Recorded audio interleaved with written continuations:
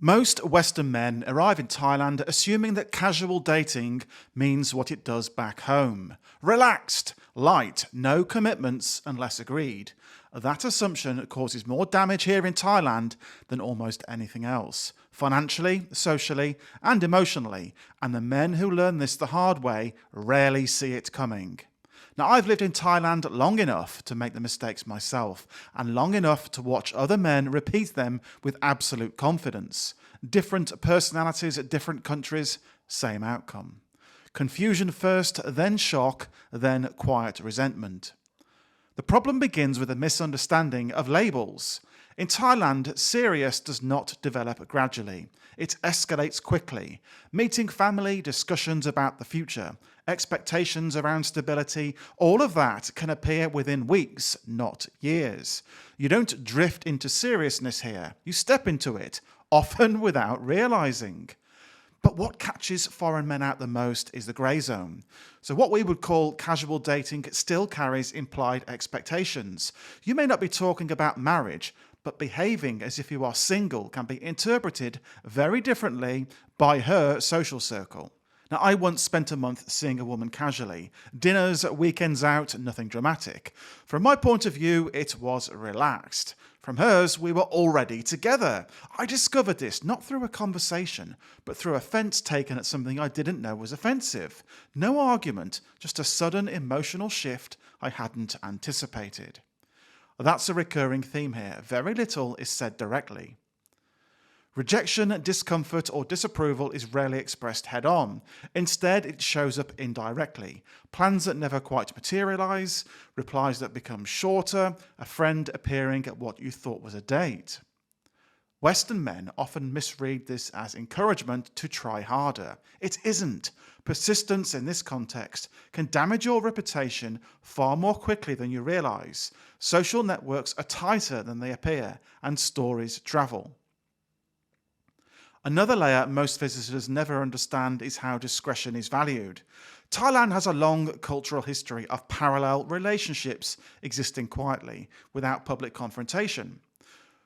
While modern attitudes are changing, this emphasis on avoiding embarrassment, especially public embarrassment, remains strong.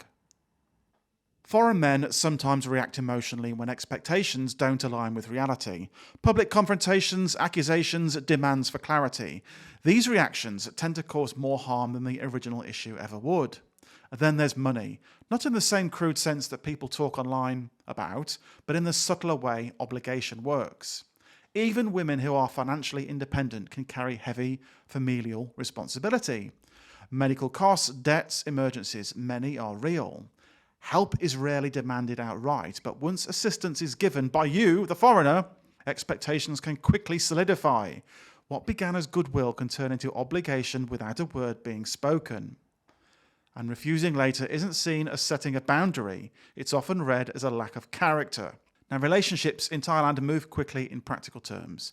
Domestic closeness can arrive early. Shared routines, care, emotional availability. Western men often read this as commitment. In reality, it can be cultural. Nurturing behaviour doesn't always signal exclusivity or long-term intent. That mismatch is where a lot of emotional damage happens. Family approval, too, remains decisive. I've seen relationships end overnight because a parent objected, not after long debate, but immediately. In more traditional families, like in Thailand, parental authority isn't advisory, it's final. At the same time, the dating landscape is shifting. Younger, educated Thai women increasingly prefer partners closer to their own age. Financial independence has changed expectations. Bill splitting is common. Emotional caution is rising. The romanticized version of Thailand many Western men arrive with simply doesn't reflect reality anymore. The idea that as an old man with a giant beer belly and a grey head of hair, you can attract a 19 or 20-year-old hottie consistently without offering anything is basically gone. Now, none of this means dating here is a bad idea. It means it requires awareness. Thailand can be an exceptional place to form connections and meet women, but only if you understand the rules as they are, not as you wish they were. Applying Western assumptions blindly doesn't just lead to disappointment, it leads to reputational damage, financial strain, and long-term bitterness I've seen far too often. Before you invest emotionally, socially, or financially, you need clarity about culture, boundaries, and your own expectations. And if part of what you're looking for is confidence, real confidence, with Thai women or women anywhere in the world in intimate situations, in other words, when you're in bed with a girl, I've put together a video guide taught by well-known adult performers that focus on how to actually make women relaxed in bed, how to make them orgasm, satisfied, and understood. Not tricks, not nonsense, just techniques most men were never taught. And if you want to try it, you'll find the link below in the description and in the comments if that's something you want to improve and basically get better in bed. And if you're not yet ready to try the niche hookup apps or the Ultimate Orgasm for Women guide, check out the video on the screen right now, which shows you how to get laid in Pattaya fast, quick and easy.